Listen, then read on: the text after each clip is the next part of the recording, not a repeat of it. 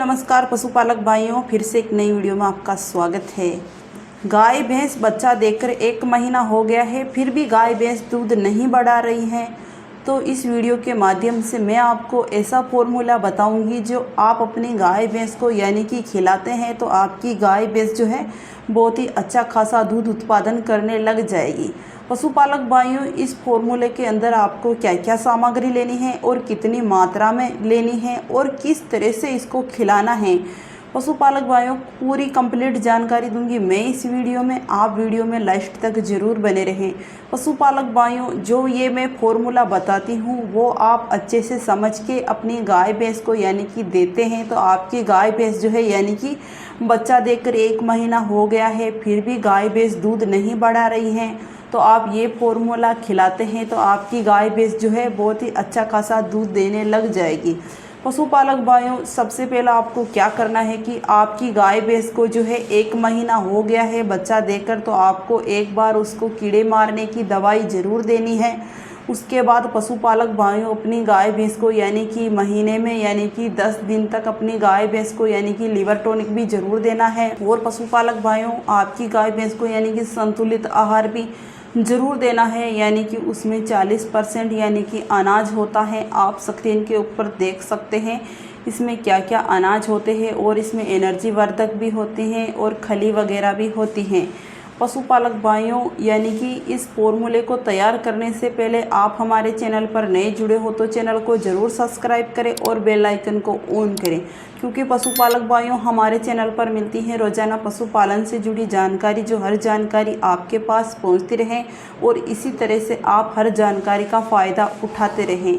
तो पशुपालक भाइयों, वीडियो को देरी ना करते हुए यानी कि इस फॉर्मूले में आपको क्या क्या सामग्री लेनी है।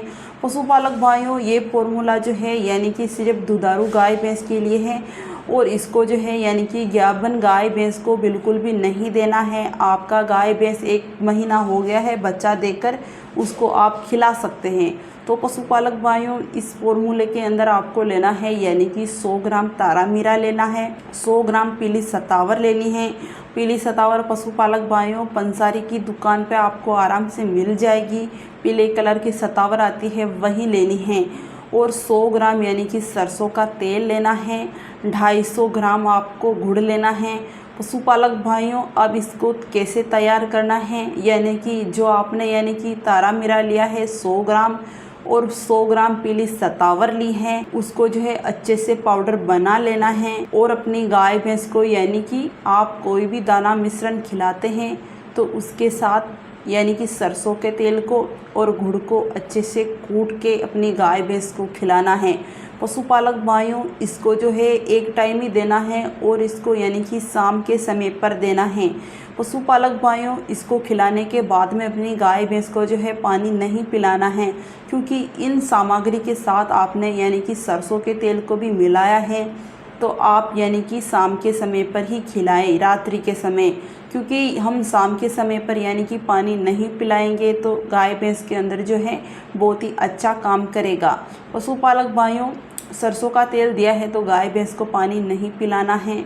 पानी पिलाते हैं तो गाय भैंस को जो है सर्दी जुकाम हो सकता है, तो आपको इस बात का ध्यान रखना है कि सरसों का तेल मिलाते हैं तो इसको शाम के समय पर ही देना है, उसके बाद में गाय भैंस को पानी नहीं पिलाना है। पशुपालक भाइयों, अब इसको जो है कितने दिनों तक देना है गाय भैंस को, 10 दिनों तक अपनी गाय भैंस को ज़रूर देना है और एक समय पर ही देना है यानी कि शाम के समय पर।